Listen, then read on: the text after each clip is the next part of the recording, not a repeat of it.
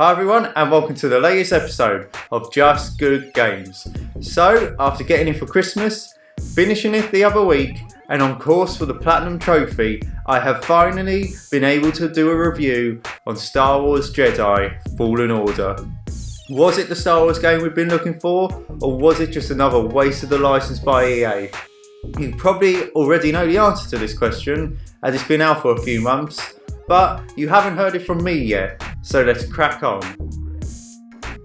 The story is set between episodes 3 and 4, like most Star Wars stuff nowadays, in the wake of Order 66, and pretty much the extinction of the Jedi. Cal Kestis, a Jedi in hiding, is living a very secluded life, until a twist of fate drags him on an adventure to find a Jedi holocron containing a list of Force-sensitive children. And that is where I will leave it. It hits all the right notes for a Star Wars game, with some old faces showing up and some familiar locations to explore. The new characters and locations are great, and BD-1 is one of the best droids in all of Star Wars.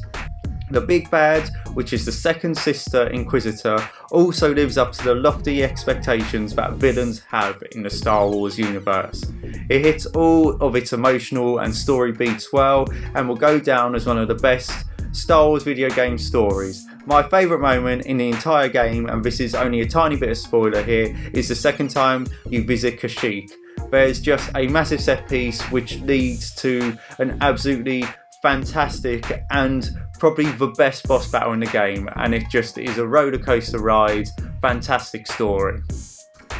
So, when I first read that this game was going to draw from the Dark Souls series, I was excited but slightly skeptical to how this was going to work. But they absolutely nailed it. Everything from the way you heal yourself with stim packs, it's literally the same button as a flask in the Dark Souls game. The meditation points, which are pretty much bonfires. The way the worlds are a semi-open world and you can open up shortcuts to go through. The way you approach combat, especially on the harder difficulty, and how the bosses work. All are pretty much ripped from the Dark Souls 101 handbook. What sets this game apart though is the Star Wars coat of paint that lays on top of all these mechanics, and the way it also draws from the Uncharted series in the way you make your way through each level. Climbing, wall running, swinging from ropes, and obviously the big set pieces. It also has a bit of God of War in it, and obviously because Respawn made Titanfall and Titanfall 2, obviously the wall running is very similar to that of Titanfall 2, so they're drawing from a load of influences for this game. So what this game really is like Star Wars crossed with Dark Souls, crossed with Uncharted, and a bit of God of War thrown in there, and by God that's awesome. There's also some great puzzles involving the Force to break up all the combat. Loads of secrets to discover. It's sort of got a Metroidvania open world style of gameplay which allows for some exploration long after the credits roll. I'm going for the platinum and I've nearly got everything. It's actually quite an easy platinum, to be honest. There's also an okay amount of customization to your character, ship and lightsaber, and to BD-1. The combat is fantastic. It takes a while to get a hang of it, but once you do, it really makes you feel like you're a Jedi. It slowly drip feeds you your force powers as you go along. The parry system is very similar to Sekiro Shadows Die Twice. There's a nice fluidity to it really. You feel badass deflecting shots back at your opponents as you approach them, and once you get there, you'll find yourself parrying their blows, using the Force and unleashing cool finishing moves. Some people have criticised the whole Metroidvania style of exploration, but I really enjoyed it, although I did get lost a couple of times, which is a bit annoying, but it wasn't enough to detract from the game. The way everything just comes together is just awesome. The bosses and the boss designs are good. When they're good, they're really good, but there are a few reskins of some monsters which obviously makes it lose a few points, but it's a nice mix of human and monster based characters. The highlights obviously are facing against the Force and lightsaber wielding bosses. There's also a few optional bosses, there's a trophy for optional bosses, the optional monsters, so again you'll be coming back to finish them off. This is also Probably the best looking Star Wars game ever. The one thing you can say that EA have got right with every single Star Wars game they have made is they've got the presentation and graphics spot on. The score, although not done by the legendary John Williams, still lives up to the Star Wars name. What more could you want really? As I've said earlier in the review, this just feels like Star Wars, and as I said, the presentation even on Battlefront and Battlefront 2 was spot on, and this carries nicely over to Jedi Fallen Order.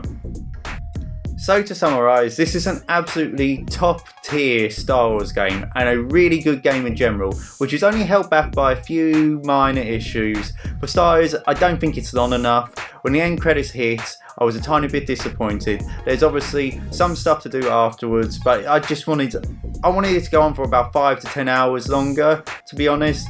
There's not many locations, because of the Metroidvania style, you find yourself coming back to planets every so often. But the good far outweighs the bad, and what this game offers is probably the best Star Wars game experience in a long time. Obviously, boss reskins knock it down a little bit, the way I got lost knock it down a little bit, but overall, the Dark Souls style works, and the set pieces are just a joy to take part on. Like, the combat, still going around collecting stuff, the combat is still fun as hell, and I still love chopping up stormtroopers. So this is a proper Star Wars game, this was a proper Star Wars story, and it earned itself a very good 8.5 out of 10. So there you have it. That was my review of Star Wars Jedi Fallen Order. I'd like to know what you think about it in the comments below. So all you have to do now is obviously hit the subscribe button, like, share, follow us on Facebook, follow us on Instagram. We have a Patreon now. The Just Good Games podcast dropped like a couple weeks ago, so check that out. There's so much stuff going on, so just keep an eye out on everything.